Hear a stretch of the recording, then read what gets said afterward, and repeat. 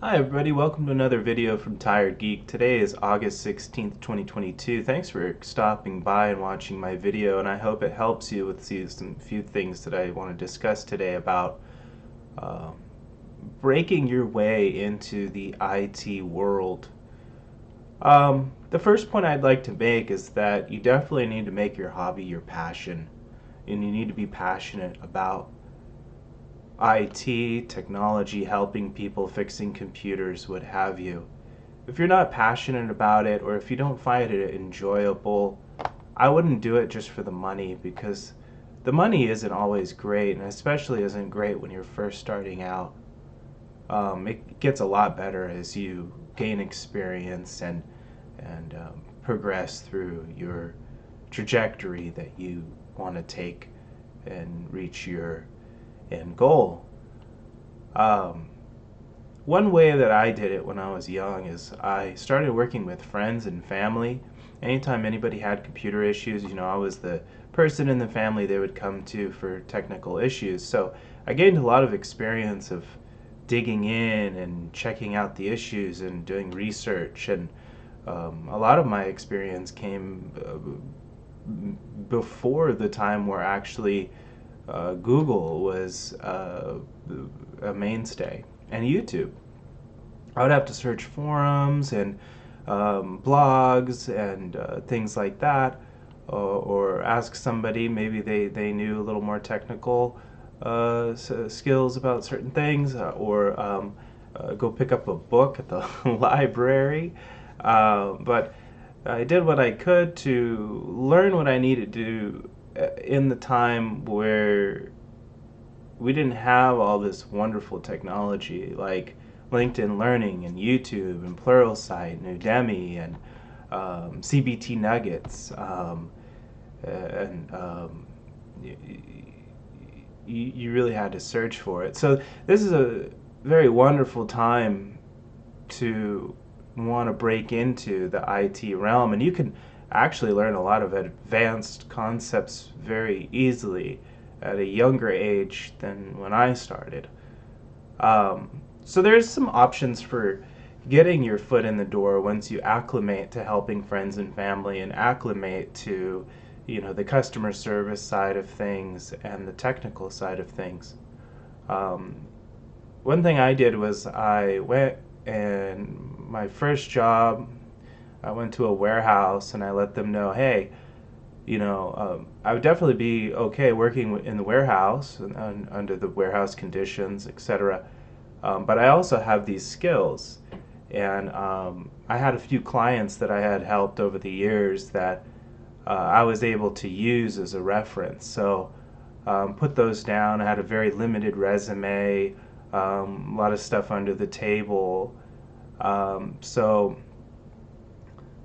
they saw that and thought, oh well, we have computers in the warehouse. It wouldn't be an absolute computer related job, but I ended up breaking down and working on repairing electronics with an electrical engineer, and I did that for about a year and a half.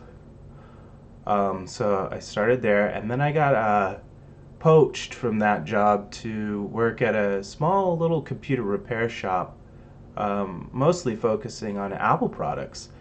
So I had already gained Windows experience helping friends and family, and taking this job allowed me to really jump in and learn about, replacing iPad digitizers and iPhone screens and MacBooks and doing SSD upgrades. And we also dabbled a little bit in home automation right at the cusp when that started to become popular.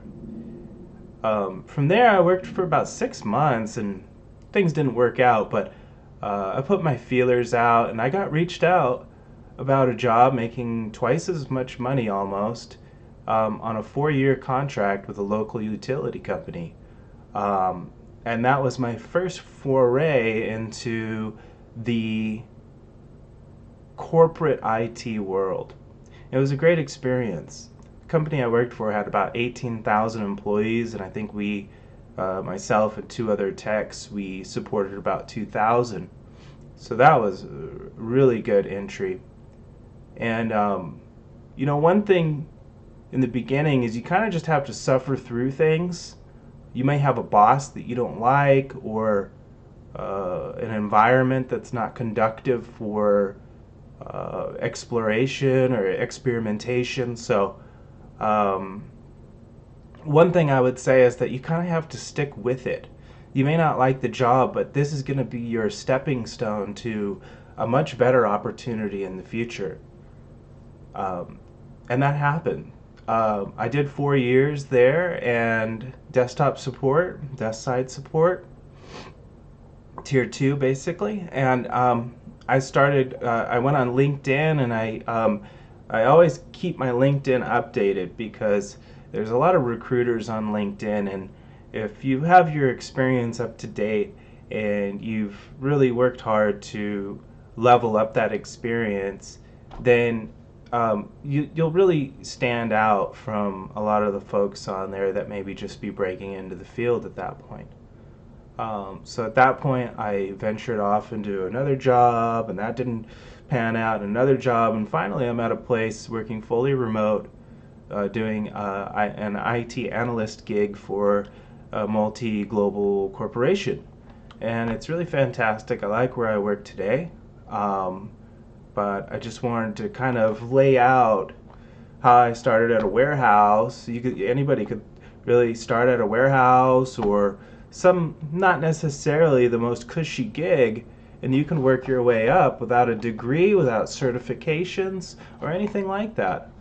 Um, so, you know, you don't have to get the degree and then hope to try and get an entry level job. People all the time do things differently. Sometimes it comes down to your networking connections and who you might know that might help you get into a place. Um, so I hope this helped. I don't know if I really laid this out well. If you have any IT career related questions, hopefully I can answer them. Feel free to post them down in the comments. Hit that subscribe button, and like the video, and hopefully I'll be posting more videos soon. Have a great day. Bye bye.